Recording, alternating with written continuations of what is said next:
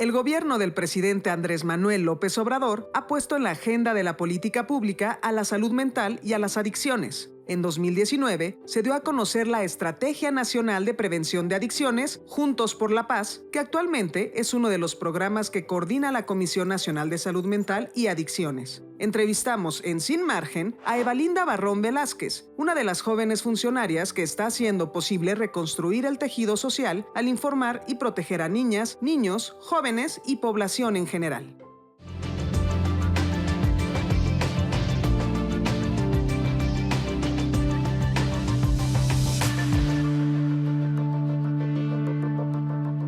Siempre yo pensaba eso, voy a hacer clínica, voy a hacer investigación, etcétera. Y poco a poco, conforme vas viendo la realidad del mundo, del país y de tu privilegio y la responsabilidad que toca el privilegio, y sobre todo ya fue después, y después de que salí de psiquiatría, que hice administración pública, empecé a ver la responsabilidad que deberíamos de tener los médicos dentro de las políticas públicas en salud para la atención a todos los demás, ¿no? La medicina no es la Ciudad de México, no son los grandes institutos, la medicina falta mucho en las comunidades. La Comisión Nacional de Salud Mental y Adicciones es la institución que conjunta el trabajo que desde 2019 realizaban la Comisión Nacional contra las Adicciones, los servicios de atención psiquiátrica y el Secretariado Técnico del Consejo Nacional de Salud Mental. La CONASAMA atiende a la población mexicana por medio de un modelo comunitario con enfoque de atención primaria a la salud integral, es decir, se atiende y previene la enfermedad y se promueve la salud. Hoy en día, México cuenta con más de 341 centros para atender cerca de los hogares a personas con ansiedad, depresión, entre otras enfermedades. Tú entras al gobierno, ¿para ti qué significó? ¿Qué significa el servicio público? Cuando entré en esta administración, tenemos que hablar sobre cómo en todas las estructuras en el gobierno siempre han estado manejadas por ciertas élites y familias, y eso pasaba en el gobierno, ¿no? Entonces, poder entrar a un puesto de dirección en el gobierno fue algo que no tenía familia que pudiera apoyarme, ayudarme, empujarme, considero que la preparación sí la tenía, pero que no hubiera forma, fue algo que jamás pensé. Entonces, cuando me invita el actual comisionado, hacer esto, para mí fue, sí, muy, muy emocionante, claro que quiero, pero además fue una gran como responsabilidad por la representatividad que eso tenía, ¿no? Como una mujer haciendo política pública en un puesto directivo, que además es afromexicana y que entonces, el trabajo no solamente es llegar y cumplir mi función de directora, ¿no? Sino justo empapar las políticas públicas que ni siquiera que se tenían que construir con una visión que ayudara a las personas que son como yo y como mi familia. En 2021, de acuerdo con la encuesta nacional de los hogares del INEGI, 1 de cada 4 personas en el país requiere atención médica por enfermedades asociadas a su salud mental, pero tan solo el 20% de ellas la recibe. De tal forma, era necesario sentar como prioridad la salud mental y la prevención de adicciones en las reformas a la Ley General de Salud en 2022. Hablemos de prevención en el hecho del ataque a las causas de las adicciones. ¿Cuáles son las principales causas por las cuales los jóvenes consumen drogas? Es una pregunta bien compleja y si la supiera, tendría un Nobel. Pero, porque no solamente es la pobreza, porque si no en países con mayores ingresos no habría consumo. Pero está muy relacionado con la gestión de las emociones, ¿no? Todos gestionamos nuestras emociones de distintas formas, ¿no? Mi disconfort de no poder despertar adecuadamente porque dormí 4 horas porque tenía mucho trabajo es tomarme una taza de café, o 2, o 3, o 5, las que sean necesarias, así eso implique que luego tenga ansiedad y no pueda dormir, etcétera, ¿no? O que esté como muy ansiosa, es que coma muchísima azúcar, ¿no? Y cuando estamos en contextos emocionales o estresantes, nos puede llevar a un desequilibrio emocional que sí nos haga tener depresión, ansiedad, angustia, ganas de no vivir, ganas de no despertarme, ganas de quitarme la vida. O puedo encontrar una sustancia que me haga sentir mejor, aunque sea un ratito. Y esa sustancia puede ser café, puede ser azúcar, puede ser marihuana, puede ser alcohol, puede ser tabaco, puede ser cristal, puede ser lo que sea. Y entonces el cerebro tiene algo bien particular, es que le gusta el placer, le gusta, a todos nos gusta, a todo animal, pues. Hay dos sustancias en particular que detonan, ¿no? La dopamina. La dopamina y la serotonina. La serotonina. Entonces, claro que te gusta, y si esa situación te hace sentir mejor, pues claro que la vas a tomar, ¿no? Independientemente de tu contexto. Pero claro que si tus estresores es no que no pasó mi Uber o que había mucho tráfico, sino que soy una víctima de desplazamiento forzado, que tengo que trabajar 3 turnos en la maquila, que no encuentro trabajo y no voy a tener trabajo porque en mi comunidad o te unes al crimen organizado o eres pobre, o pues claro que voy a tener más disconfort y claro que voy a buscar formas de salir de esto. Y si en esas formas no hay alternativas sociales, pues claro que va a haber sustancias que cuestan 10 pesos y me cuesta más barato que una comida y me va a quitar el hambre y me va a quitar la angustia y me va a quitar el dolor. Pero no solamente viene de las emociones, viene del contexto y la normalización, ¿no? O sea, si en nuestra cultura está normalizado que puedas agredir a ciertas personas de la comunidad y no pasa nada, o sea, que puedas agredir a poblaciones indígenas o afrodescendientes y que los insultes con insultos de broma o con insultos que no son tan graves, que tú puedas tomar decisiones sobre los puestos de las mujeres a partir de estas creencias que son violentas, que tú puedas hacer bromas en Twitter y en redes sociales, y eso esté normal. Eso implica que mi emoción y la forma en que voy a reaccionar a esa emoción puede ser válida y no va a pasar nada, ¿no?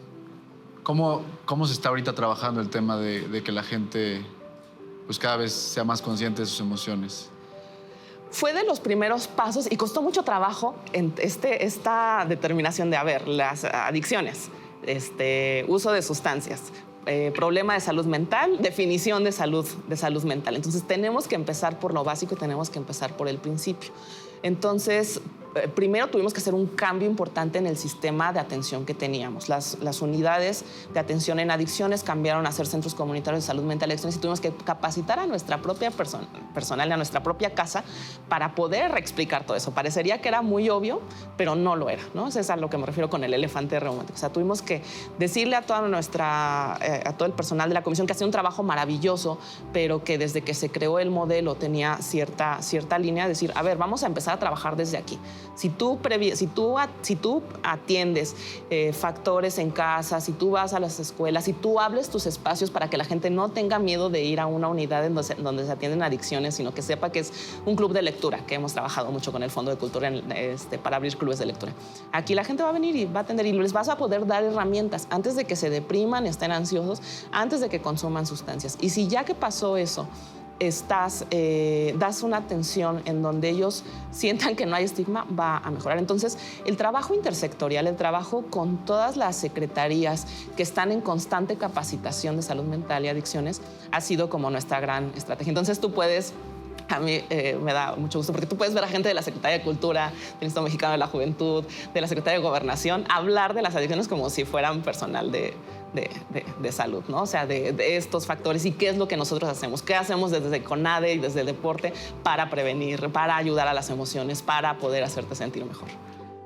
Desde el año 2019 se dio a conocer la Estrategia Nacional para la Prevención de Adicciones, Juntos por la Paz, con la que se ha alcanzado a cerca de 35.6 millones de personas a través de 2 millones de actividades preventivas y comunitarias. La estrategia consiste en trabajar de manera conjunta. Por un lado, la Secretaría de Seguridad y Protección Ciudadana, la Secretaría de la Defensa Nacional y la Secretaría de Marina, con el apoyo territorial de la Guardia Nacional, trabajan en reducir la oferta de sustancias psicoactivas. Por otro, coordinada por la Secretaría de Salud y en colaboración con otras instituciones, se mitiga el impacto de los determinantes biopsicosociales, entre ellos la pobreza, la desigualdad y la falta de oportunidades, para reducir la demanda de sustancias psicoactivas. Tenemos que entender que México, en todo este proceso de la política de drogas y de la guerra contra las drogas que nos ha llevado a una situación de violencias en todo el país, sobre todo para las personas más vulneradas, pues no había funcionado. Entonces fue como el primer puesto sobre la mesa. A ver, esto no funcionó, ¿qué vamos a hacer? Y por primera vez dicen, bueno, o sea, que la parte de la demanda la lleve la Secretaría de Salud. CONADIC sí estaba en la Secretaría de Salud, pero tanto la formación de la comisión, los excomisionados y todos estos tenían una visión, pues sí, muy prohibicionista, ¿no? Entonces vamos a separar la oferta de la demanda.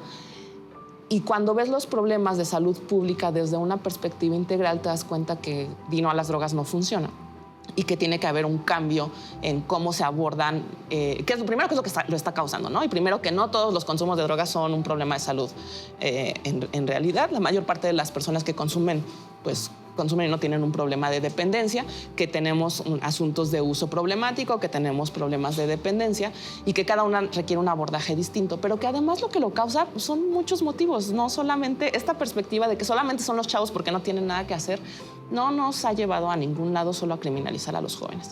Y entonces, hay muchos factores que lo causan y esos factores son sociales y esos factores tienen que ver con la pobreza, con la violencia, con las estructuras dentro de la familia, con lo que se ha dicho de las sustancias, con lo que se dice de la salud mental. Y entonces nace la estrategia que se hizo de una forma muy linda porque, aunque Salud hizo el marco teórico, todas las secretarías empezaron a trabajar en qué era lo que necesitábamos para los abordajes de los factores de protección y disminución de los factores de riesgo.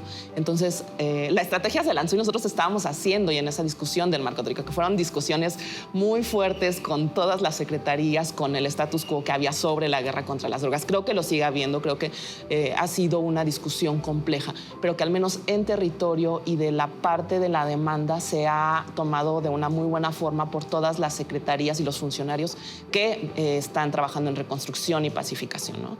Y entonces armamos entre todos los indicadores, etcétera, y se arma un documento y una estrategia que nos permite trabajar de forma conjunta y no solamente como se había hecho, ¿no? De la comisión haga una campaña, lo que sea, atienda como pueda, sino atendemos entre todos y todas estas causas. La Estrategia Nacional para la Prevención de Adicciones es una cooperación transversal donde todas las secretarías a nivel federal, estatal, municipal, asociaciones civiles y asociaciones de personas trabajan en esta convocatoria social para que cada una de sus acciones esté encaminada a la protección de las comunidades. En anteriores sexenios, el sistema de salud mental no era prioridad. El reto para el gobierno actual era aumentar el acceso a la disponibilidad de los servicios. En 4 años, más de 100,000 médicos y médicas y personal de enfermería de las unidades de primer nivel de atención han recibido capacitación para detectar, orientar y tratar problemas de salud mental y adicciones. Esta fragmentación del sistema y esta cosa política de la que se tenía hacía que la salud mental, históricamente eso ha pasado en todos los países, sea vista por fuera, ¿no? Yo les pregunto siempre, cuando te dicen salud mental, ¿tú en qué piensas? Pues piensas en alguien loco, ¿no? O sea, no piensas en salud mental. Y eso pasa dentro de la salud como tal, ¿no? Cuando eres médico, ves psiquiatría 3 semanas. Ves un abordaje de la relación médico-paciente desde el consultorio, no desde lo social en realidad. Y entonces te cuesta mucho trabajo como médico ver esto. Entonces, si te llega una paciente a tu consultorio general o al instituto más increíble del país y te dices que estoy triste, dices, bueno, señora, pues ya no esté triste. O sea, ¿no? O sea, cosa que me podría decir mi vecina. Y así pasa. Entonces, el gran reto era cómo transversalizamos esto. ¿Abrimos más centros? ¿Es necesario? Sí, pero no es suficiente. O sea, ¿cuántos centros tendrían que ser suficientes para atender a toda la población? Teníamos 334 centros que dan cobertura a 500 municipios y que aparte la gente no quiere ir. Entonces... Sigue estigmatizado el tema de la salud mental. Claro. O sea, creo que en los jóvenes menos, pero en el resto de la población. Y aparte nuestros centros se llamaban Centros de Atención Primaria en Adicciones. Claro que o sea, era muy complejo. Entonces...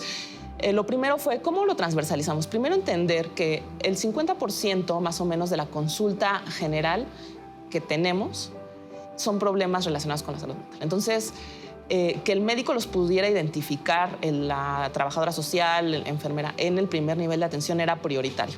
Así que empezamos un reto muy grande que fue la capacitación en una herramienta que se llama MHGAP, es un nombre, es como cerrar la brecha de atención en salud. Nosotros le pusimos Enlázame para poder, para que tú cuando fueras a tu médico, o sea, él te preguntara, oye, ¿estás triste? Y ya no te dijera, toma vitaminas, échale, sino pudiera hacer un diagnóstico, hacer una aproximación breve. Actualmente capacitamos ya al 80% del primer nivel de atención, ¿no? Implica muchas otras cosas que todavía estamos en proceso, que es como muy largo, como el hecho de que haya fármacos que ya están solicitados, que esperamos que en algún momento haya, que muchos estados han contratado psicólogos para que estén ahí, pero que todo el personal esté consciente era como una de las primeras herramientas. La otra parte es que en los hospitales generales haya camas para atender a estas personas. Cuando llegas a un hospital general intoxicado por alcohol, o sea, el policía te dice, no puedes pasar porque aquí no vemos eso. Y acaban en estos centros privados, llamados residenciales o anexos, en donde la atención pues, no es profesional. Entonces, se hizo una modificación a la Ley General de Salud en términos de salud mental y adicciones, cambiando todo el modelo de atención. Y obliga entonces al primer nivel de atención, al segundo nivel de atención, a que den esta atención. Ojo, somos en el país menos de 5,000 psiquiatras. Duplicamos el número de residentes que se va a tener, pero no es suficiente, nos vamos a tardar 20 años en eso. Entonces, lo que sí podemos hacer es transferir capacidades. Entonces, estamos capacitando a los hospitales generales para que den esta atención. O sea, un médico de emergencias, un internista, un pediatra, perfecto, puede dar la primera atención. Y esto cubriría el 80% de los problemas de salud mental que llegan al servicio de salud. Y en tercero, los hospitales psiquiátricos, aunque eran considerados un hospital de tercer nivel, no son tratados como un hospital de tercer nivel, ¿no? En un hospital que nada ha tenido oportunidad de ir a un instituto nacional, pues en el Instituto Nacional de Cardiología no solamente ven cardiología, o sea, hay internista, hay gastroenterólogo, hay muchos servicios, no son normales y monotemáticos. Y pueden dar una atención de muy alta especialidad. Tú vas a uno de esos lugares cuando ya pasaste por todo el sistema de salud y el problema que tienes es de muy, muy alta especialidad.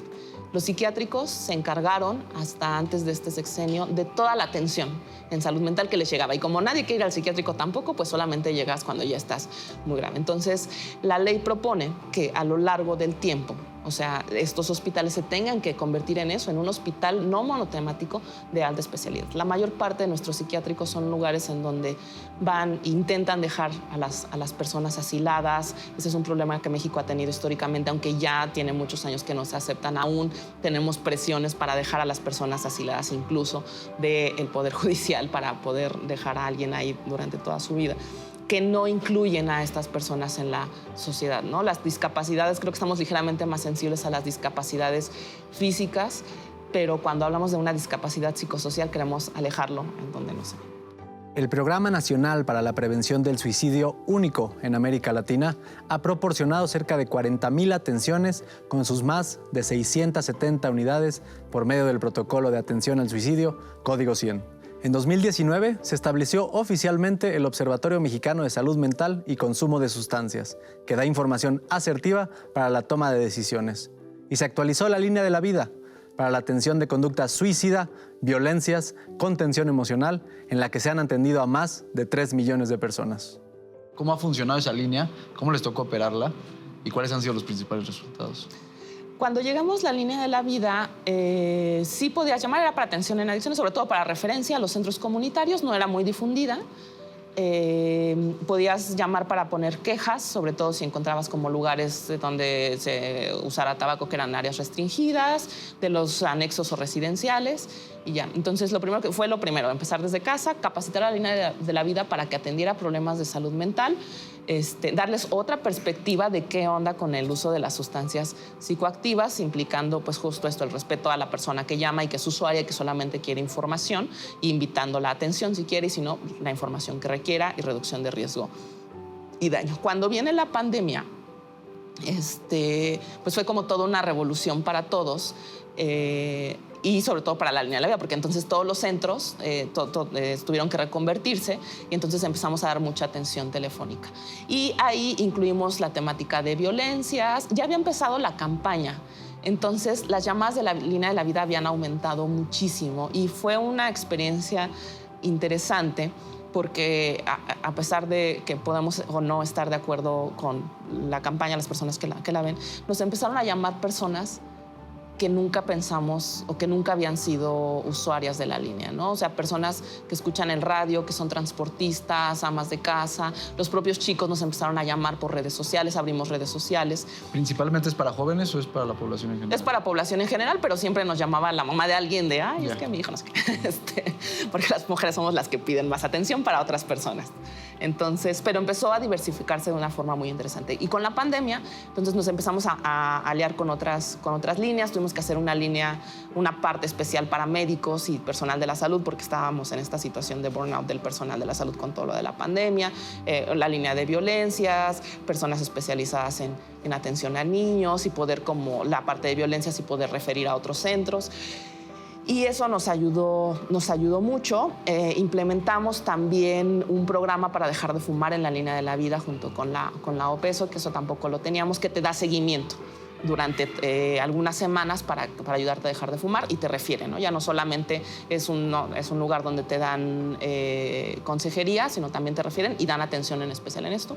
Y la capacitación en suicidio. Y empezaron a modificarse mucho los tipos de llamadas que tenemos y también las atenciones en los centros comunitarios. Empezó a llamar mucho más gente por situaciones de índole emocional que por consumo de sustancias. Entonces, para nosotros ¿El suicidio es un problema en México? Sí, es un problema. No como en otros países. Hemos tenido hasta una disminución del 1% de la tasa este año, pero es una de las principales causas de muerte en nuestros jóvenes, de causas de muerte violenta. Entonces, pues es un programa que se implementó en esta administración que, por cierto, nos ha sido muy aplaudido porque es de los pocos países que tiene un programa como tal para prevención y atención del suicidio. Entonces, bueno, la línea de la vida en ese proceso va, recibe ahora muchas llamadas, atendemos de forma multicanal y pues es nuestra respuesta. Por ejemplo, ahorita con lo de Guerrero, pues es un lugar donde puedes llamar y pedir información si quieres saber en dónde hay lugares para atención de todo tipo, refugios, donde haya acopio, etcétera. La CONASAMA y sus distintos programas han puesto al centro a las personas y sus derechos humanos y no a las sustancias. Esto ha logrado que la salud mental y la prevención de las adicciones sea una prioridad que tiene por objetivo la reconstrucción del tejido social en México, atendiendo las causas y priorizando la concientización del problema para actuar desde la prevención. Tuvimos también que hablar de muchas cosas y es que la prevención iba más allá de una campaña, porque pensamos que prevención es decirle a la gente, muévete, cuídate, mídete, no consumas, ¿no? O sea, estas cosas. Tiene que ver con la prevención en la parte comunicativa, esta prevención universal en la que a todo mundo le hablamos y le decimos, oye, hay un riesgo en esto, ¿no? Y entonces tenemos campañas muy grandes que hablan de los riesgos y de las sustancias. Indicada, que es para las personas que están en riesgo, y selectiva para las personas que están consumiendo, donde ya vemos cosas de reducción de riesgo y daño, ¿no? Que también ha sido algo muy novedoso y que nos costó mucho trabajo hablar de ese tema en esta administración, que es sabemos que hay personas que no van a dejar de consumir, que no quieren, como que no pueden, pero que tienen derechos, ¿no? Y que nosotros como gobierno estamos obligados y es su derecho humano poder acceder a atención. Y por otro lado está la parte de cómo estas estrategias de prevención se van a adecuar con las estrategias de gobierno para que se dé. Porque tú le puedes decir a alguien, bueno, para que no consumas, hay otras alternativas nosotros decimos de gestionar tus placeres, ¿no? O sea, no es la única forma. Haz deporte, métete a eventos culturales, sal a caminar, ten amigos. Yo me acuerdo muy bien de una paciente que yo le decía, así de esas veces que le decía, es que sal a caminar. Me decía, Eva Linda, o sea, yo no puedo salir a caminar, ni hay banquetas donde vivo, el parque donde estoy hay muchísima delincuencia, tengo que tomar un microbús que me cuesta 30 pesos, que es lo que gano, al parque más cercano. O sea, ¿qué hago? Y yo así de... Entonces, esas veces te das cuenta de que a veces no estás consciente muy bien del contexto, ¿no? Aún viniendo de donde vienes, te cuesta trabajo, no es algo que tienes que ir reflexionando día a día.